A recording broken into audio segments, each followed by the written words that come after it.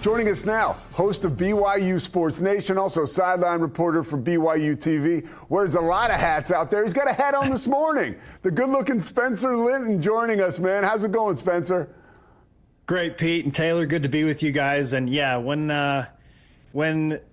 the Masters are in play, even though that happens in April, anytime I can think golf and think warmer weather as I'm sitting here in Utah, like this is my way to happiness and remembering that at some point golf will happen again. Well, we got good news for you. The Big 12 championship is indoors, and it certainly looks like you guys are headed there. But as far as the overall totality of BYU's season, what makes the Cougars deserving of a spot in the college football playoff over marquee names like Oklahoma, Notre Dame, and Alabama?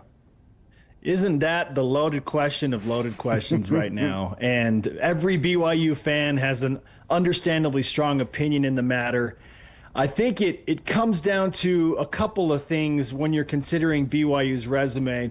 And the first I'd like to point out is that this isn't just a flash in the pan. We're talking about a program that has won 21 of the last 24 games that they have played. This has been a build from last year.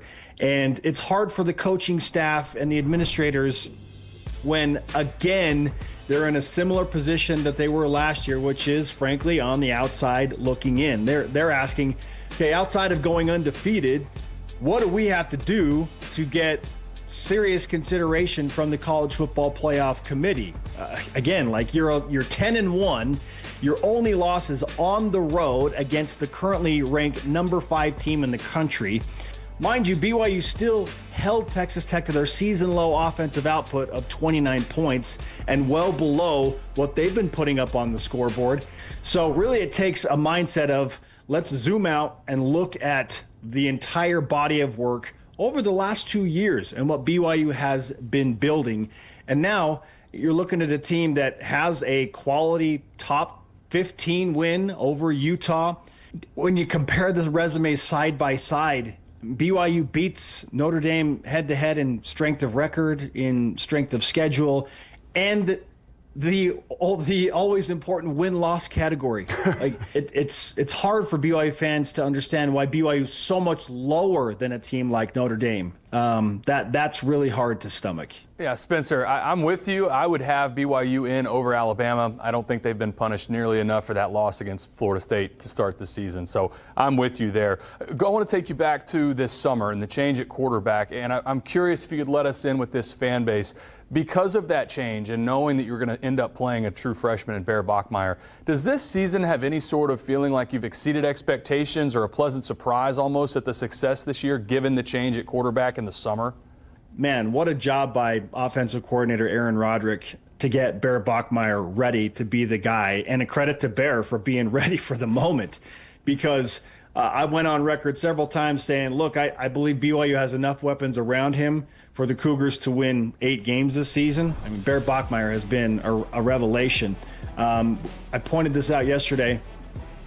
I believe that Bear is the 5th quarterback ever as a true freshman in the last 25 years. Okay, we're talking about 25 years of college football. From the year 2000 to where we sit today, he's only the 5th true freshman to lead his team to a 10-win season. Okay, that is nuts. Wow. And listen to the list of the other guys, right? Jalen Hurts, Trevor Lawrence, Aaron Murray, and then a guy named Jeff Godfrey at UCF. That's it. And now Bear Bachmeier. So to say that this has been a pleasant surprise is probably a massive understatement. It's been unbelievable. Let's move now to Saturday, because you mentioned Kalani Sitake.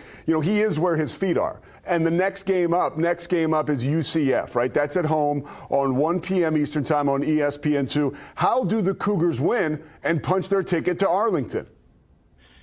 Yeah, it's always tricky when you are riding high and you just won another big game on the road. It is senior day and Thanksgiving's in the way and potential distractions.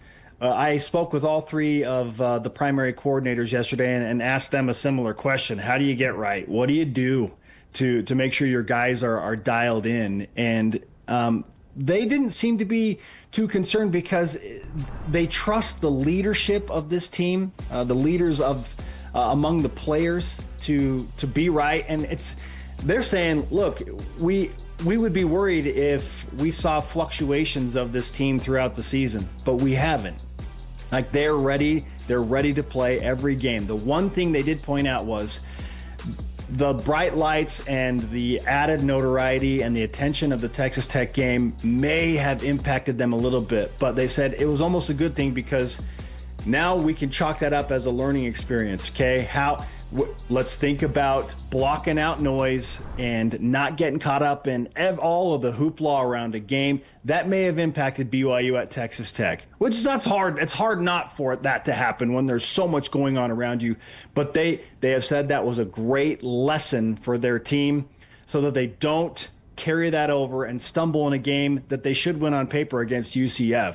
This is a tough draw for the Knights to come from warm, balmy Orlando, Florida, to 4,500 feet at the base of the Wasatch Mountains, snow, cold temperatures, earlier kick. BYU should have a mental edge and should have an edge in home field advantage, no doubt about it. Hey, Spencer, I know we can find you on BYUtv, but what else are you working on? Where else can we find you? Oh, man. Yeah, the primary portion of the work is on the BYUtv app, BYUtv, BYU Radio. Our national simulcast is BYU Sports Nation, airs weekdays nationwide at noon Eastern and 10 a.m. Mountain here in Provo, Utah.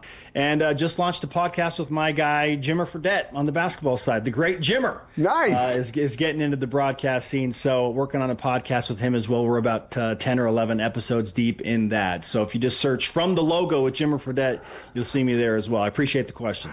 From the Logo and from Provo, Spencer Linton, thank you so much. And that BYUtv quality is as good as any network broadcasting company you will see. So I encourage folks to check that out, get on that app. But Spencer, man, thank you so much. And all things likely, we will see you in Arlington here in a few weeks. But have a great weekend. Have a great Thanksgiving. Looking forward to it. Thanks, guys. All right, take care. Stay with us. We've got more of Inside the 12 when we come back.